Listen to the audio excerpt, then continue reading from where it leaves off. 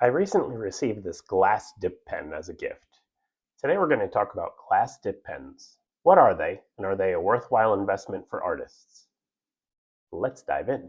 So if you've never used a glass dip pen before, it is basically a dip pen, just it's made of glass. Many of them come with a holder like this, so you can rest it like that. What's special about this pen is the tip. So I'm not a glass blower, but this sort of curved tip allows the ink to flow down and go into the tip there. A glass dip pen stands in contrast to a more traditional dip pen like a metal dip pen. Today we'll be comparing and contrasting the two to see if this thing is worth the money. So I'm going to be using some Red India ink just because that's a fun color. And we can get this thing out of the way.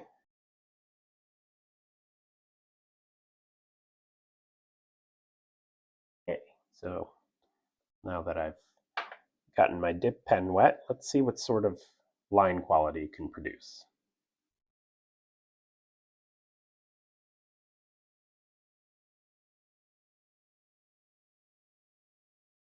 So it is pretty good for hatching. It's not too different from a Micron pen so far. Of course, a Micron you don't have to dip to refill the ink on it, whereas this thing you clearly do. I don't know what's going on. There we go. Ink wasn't flowing. So anytime I'm trying out a new tool, I always do the same kind of tests.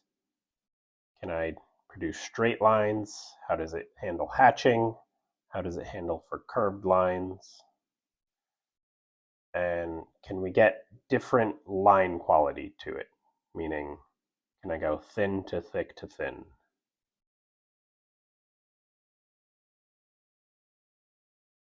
In this case, I can't produce any line in it. There we go.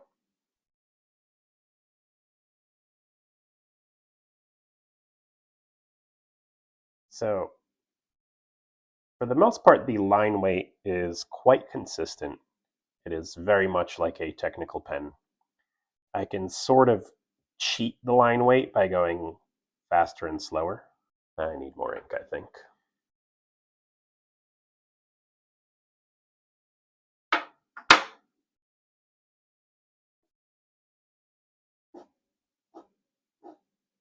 The ink is not flowing so great, and I don't know if that's me not knowing how to use this thing or what, but that is quite frustrating so far.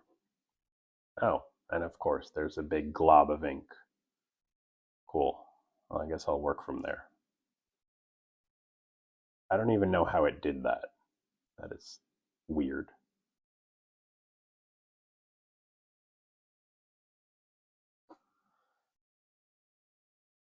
All right, I'm going to set that down for a moment. So you seemingly can get differing line weights just by going slower and faster, but this is also something a technical pen can do. It's not the intended purpose. These things are made to produce consistent line quality, but if you similarly go slow and fast, you can achieve a similar result, just as a point of contrast here.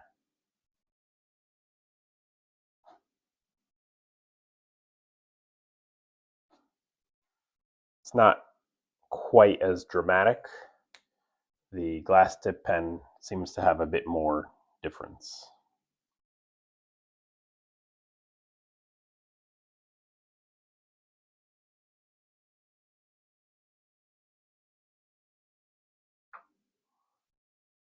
All right, I am having a lot of ink flow issues, and maybe that's just because I'm not actually dipping it into the bottle.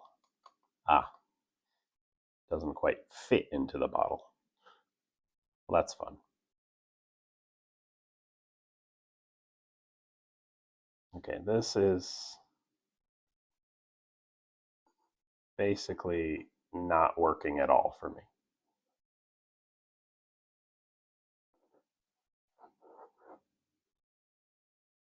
I can't get it to produce any lines whatsoever.